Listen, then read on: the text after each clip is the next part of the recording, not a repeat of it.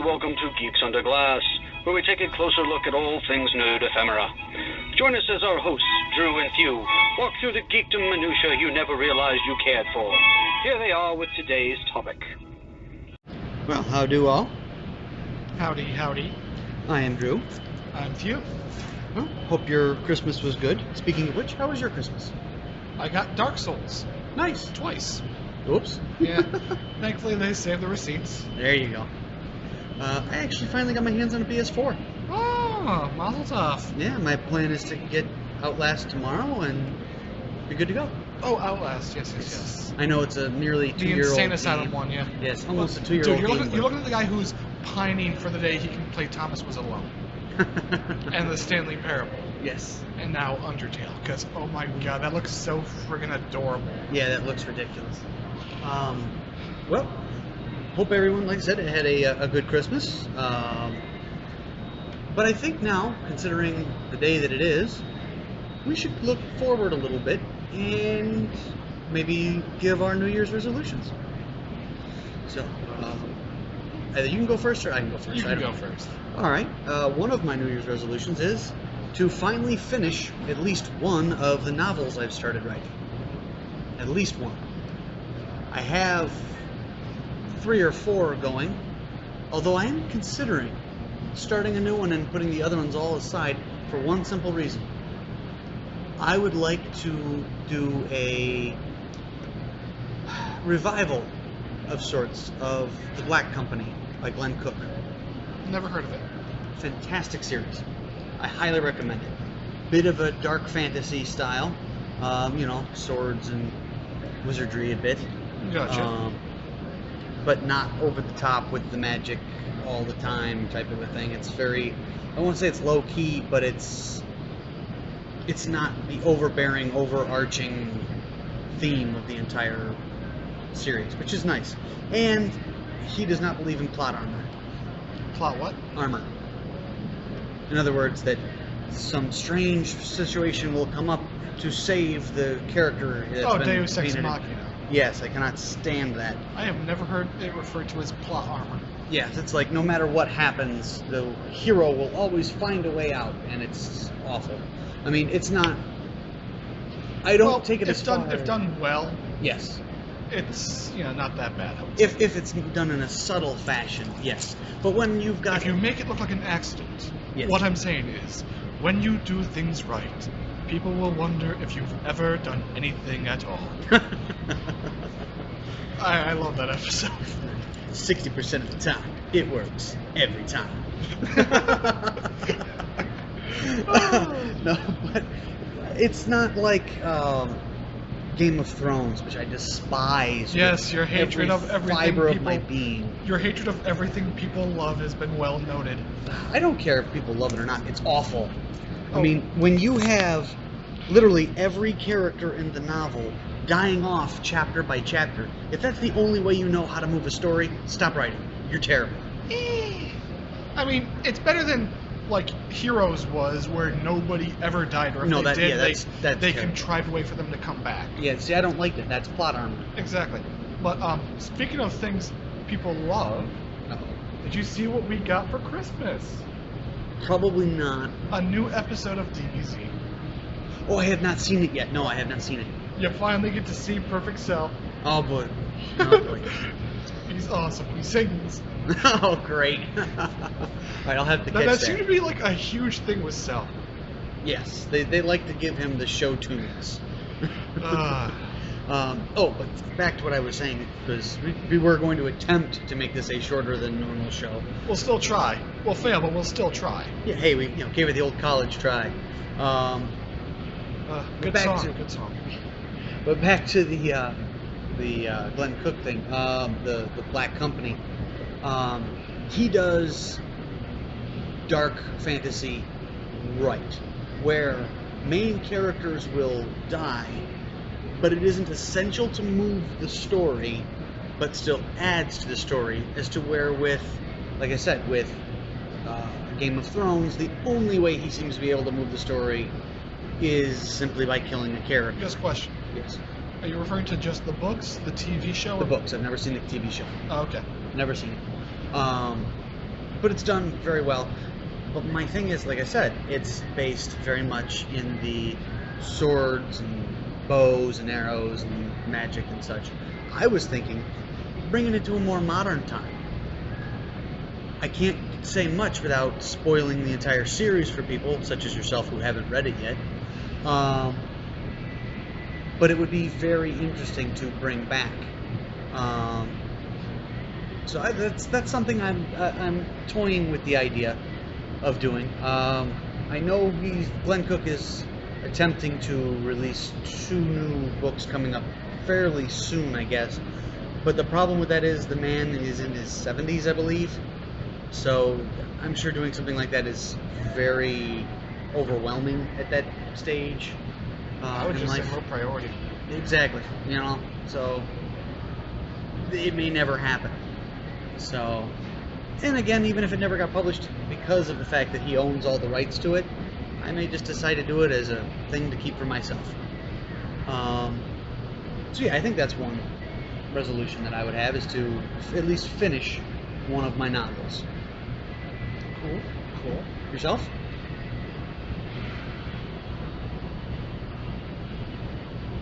I would like to... Shut up. Let's see. I would like to... I've got this leather-bound copy of Crime and Punishment. I would love to finally just sit down and read. There you go. That's something. But I was afraid you were going to come up with some kind of dumb cop-out. I'd like to make world peace. Yeah, something dumb like that. Please. As long as there are humans on this planet, there will never be world peace. People get into fist fights. As long as there are 2 people on this world, someone is going to want someone dead. Yes. Think about it. You have fist fights at a football game, for crying out loud. There will never be world peace. Well, yeah, but think about how much beer is fueling those fights. So how many vicarious childhoods are, pinned in those fights? That's true. But even so, I mean, do you think that if you whittled the world down... I mean, you think that's something to be shocked a fist fight breaks out over? Oh, I'm not shocked about it. That's nothing. That's nothing. Mm-hmm. All-you-can-eat waffles at Denny's sparked a fist fight. Wow, that doesn't surprise me anymore, though. Well, it doesn't to me either, but the podcast that was talking about it talks about this stuff on a regular basis, so I knew about bath salts before it was a thing. I mean, think about it. People are stealing the baby Jesus out of manger scenes all over the place. Hey, ceramics cost a lot of money. They're plastic. Plastic baby Jesuses, right out of the nativity scenes in front of churches. Not everyone knows what ceramics look like. And my point is that people will find things to be upset about. Think about it like this. There are people that were running around offended because they said Bing Crosby's song, White Christmas, was racist. I will say this much. I have seen... I saw this funny meme. Not even a meme. Like, meme. Okay, I saw this thing on AMV Hell once. And, it was... It's not AMV Hell without at least one Hitler mention. Okay, so... Nice. And it was, for the Hitler connoisseurs of the world, it was the Hitler from Full Metal Alchemist. Oh, okay, yeah. And they basically, they did the line cut, where they just, cut down the lines of his mouth, so, his jaw just, like that. And they basically tried to sync that up to, a few lines of, I'm dreaming of a white Christmas, and then they moved on. Well, I mean, it wasn't like an accusation. It was like, hey, get it? Yeah. But they're God-winning themselves. Huh? They're God-winning themselves. Explain. Godwin's law. That in any argument, at some point... Oh, that, yes! Yes, someone will compare their opponent to Hitler. Well, it wasn't really meant to be an opponent thing. It was just True. Hey, get it? White Christmas? White Christmas? Dual meanings. No. White Christmas is about snow. Well, I know it is. They know it is. I'm not saying they're saying dude, you're not going to believe what we just discovered. Yeah. The government doesn't want you to know this. It wasn't like that. It was just hey, here's a funny little stupid joke for you to laugh at 3 a.m. All right. That was pretty much it. Yeah, see, that's the problem with these is everyone is looking for an excuse to be offended. Why? gives them something to do. Apparently. It makes you feel like you're actually fighting for something. I mean, if there's like nothing in your life that's really of portent, what to any extent are you doing with your life? Perhaps so then. when you got something to be outraged over, it causes Salambua to, raise your ire and take action against. You feel like your life is greater and more important than it actually is. Well, if people are simply looking for something to belong to, just start following us. Become our fans. There you go.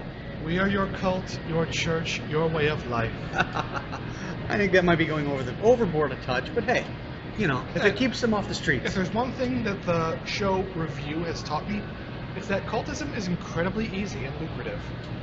Oh yeah, no doubt. Unless, of course, you get into it and you start believing your own hype, in which case, you end up drinking the Kool-Aid too, and you get a toe tag right along with all your followers, while you're trying to catch a comet that's flying by and hiding a spaceship. Sorry. Jonestown, huh? Yeah. Only one you could think of, huh? That's just the first one that came to mind. So, it's been a bunch of them, but, that's the one that's one of the more well-known. So.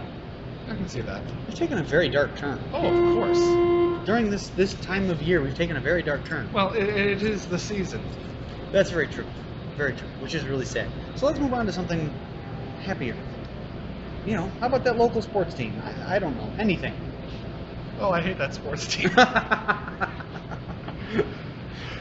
Great. Just great. Let's see, God, what has happened? Let's see, Dark Souls. I got the book for I Have No Mouth and I Must Scream. Yeah, I've heard that before. I still don't know which came first, but hopefully it's good, Well, I'm sure. It will be up your alley, no doubt. Although I'm finding very little is up your alley. No, plenty of things are up my alley, just I'm very particular. Then I misspoke. I mean, there's very little that isn't up your alley. Do you ever do tabletop gaming? Sometimes. I'm more in. I tend more towards the CCGs. I can see that. And it's amazing what they got for like tabletop nowadays. Oh yeah, no doubt. They got this one. It's like pseudo. I'm not sure if it's like actually Japanese or just pseudo Japanese, but either way, it looks like it's like right up my alley. It's called Machi Koro. Think like I don't know what the translation for that is. I don't know what the translation is either. Basically, imagine like a city simulator crossed with like a very localized form of civilizations. Interesting. At least that's the impression I got from the box. Yeah, and again, there's only so much you can get from a box. Sadly, yes, but it turns out some places actually have like little demo sets. So if you have the time, patience, and all the people you ever plan to play it with, you can give it a try. That's very true. Although it's funny because my wife would go into some of those stores, the comic shops and card shops and such, and it's always funny because she gets very self-conscious walking in, because as she walks in, every head turns. All the heads turn. Yes, ladies and gentlemen, yes, this nerd has an attractive spouse. And yes, every time she walks in, I'm sure more than one pair of pants gets very tight. Yes, I'm saying that nerds tend to be, lonely. I was too. Brag some more, why don't you? I'm going to. I'm one of those few. One of those very few.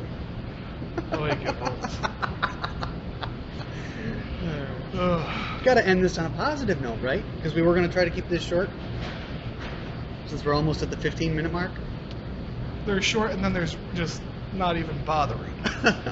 No, that would be like the half of the show that we lost the last time Well, because that's of not this like we didn't even bother. That was equipment. just technical difficulties. Yeah, we only had 7 minutes of a 40-something minute show. And yay, they were the greatest 7 minutes in all of recorded history. And then I deleted them because the other 37 minutes were missing. Oh yeah, I forgot about that. Mm-hmm. There's not much point to keeping 7 minutes that cuts off halfway through a thought. Posterity. What do we care? Not for us, the masses. When they build a museum to us. They build a museum to us, and you're worried about 7 minutes of a show that never aired. You clearly don't understand geekdom. Oh, I understand it just fine. But it doesn't make much sense because then nobody will get the whole point. They have to get all of us, or they don't get any of us. That's how it has to work. It's all or nothing for us. How very purloined letter of you. One of us has to be. Okay, I'll tell you what. Okay. What's something that you wanted to have gotten for Christmas but didn't? Something I wanted for Christmas but did not get. New recording equipment. Subtle. For me, just out of morbid curiosity and the knowledge that I wouldn't be the one paying for it, the recobbled edition of The Thief and the Cobbler. Really? It's this weird movie you've never heard of. I will admit I have never heard of it. Okay. That's why it intrigues me. Okay, here's how it goes. You know the guy that did the animation for Who Framed Roger Rabbit? Yes. Mm-hmm. And the Raggedy Ann movie? Oh, okay, yeah. Mm-hmm. Yeah, that I still haven't seen that, and that looks like a nightmare. Just, oh my god. Anyways, he made this movie. It was supposed to be like his magnum opus, and it was all personally funded. Like, any money he had, he could put into this project. He started in like 1963. Wow. It got bought out by Miramax, by a finishing company, which gave it to Miramax and sort of pushed the guy out the door. Mm-hmm. It came out like, I want to say 1 or 2 years after one of the people that had done voice work for it back in the 70s had died. Okay. And, Oh, I think you've mentioned that before, yes. and basically they just added, yeah, I think I have, John Winters and Matthew Broderick. Mm-hmm. But basically the recobbled version doesn't have him or the other guy, doesn't have any of the stupid songs. I mean, some of it's animatics, but it looks like lovely animatics. I say this now just because it came to me. You ever like see advertisements for a movie, and then all of a sudden that movie just falls off the map? Yeah. Mm-hmm. There were like 2 movies I remember advertisements for, yet I never heard, like other than that, I never heard boo about them. Yeah, sometimes they get to that point and then they realize there's not enough of a draw on it. They're not seeing it really No, like push it came to theaters. Yeah, and then sometimes, like I said, it'll hit the theaters and then it'll do really poorly and they just won't bother to push it anymore. They'll just Let me know dump if it. either of these sound familiar to you. Igor. Can't say as that I have on that one, no. A Monster in Paris. That one rings bells. But it's so Vague, it might just Yeah. be you confusing like an American Werewolf in Paris or something like that. possibly. Yeah, they were both like animated films. This one of the places I go for my Chinese food selling bootlegs. Well, we won't mention their name then because we don't want to get them Oh, of course arrested. not. But speaking of movies, this is something that every geek should know. The Star Wars movie set a record. Fastest film to get $1 billion in sales. I heard that. Beat out Jurassic World by 1 day. Yeah, 1 day. I will say this. What kind of name is Captain Phasma? One that came out of the head of George Lucas. I thought it was J.J. Abrams that worked on this one. You know, I know that they said that Lucas wasn't supposed to have any input on these, but you know for a fact he had to have some input on it. I don't care if he sold it all to Disney or not. You know they weren't going anywhere without having him be some part of it. Period.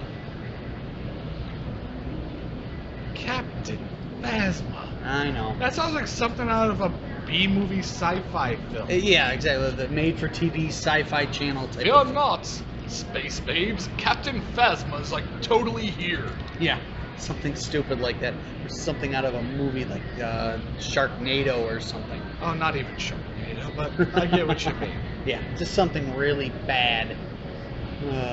So. Alright. So, what do you guys do for the New Year's? We celebrate my Mrs. birthday. She was the third baby born when she was born. Mm-hmm. I'm Christmas's 2-week warning. What? 2 weeks before Christmas. Okay, I'm confused now. My birthday.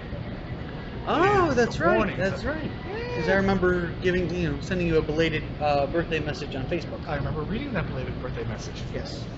So, because unfortunately, unless I'm on Facebook at the time, I don't know whose birthday it is. So it's just how it works. Now that we have phones, we don't know anyone's phone number.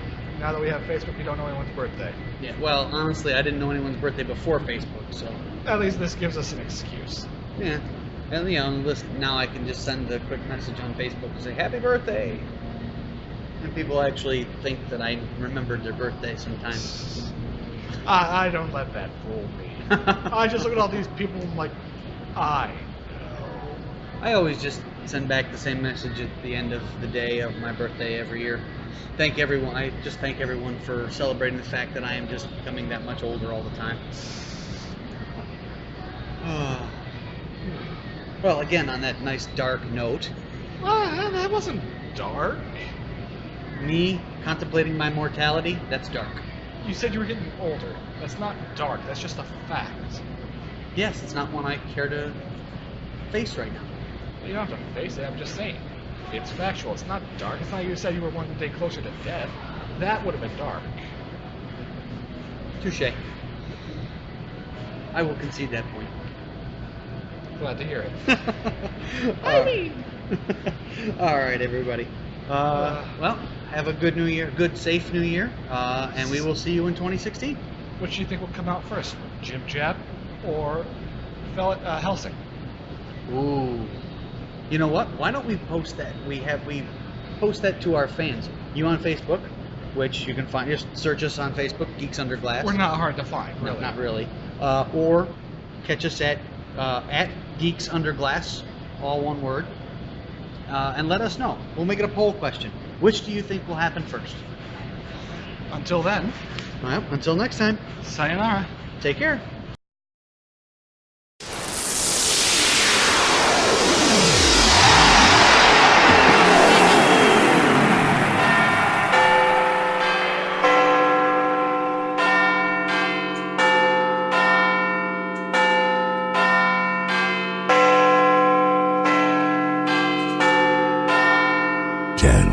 Nine, 8, 7, 6, 5, 4, 3, 2, 1.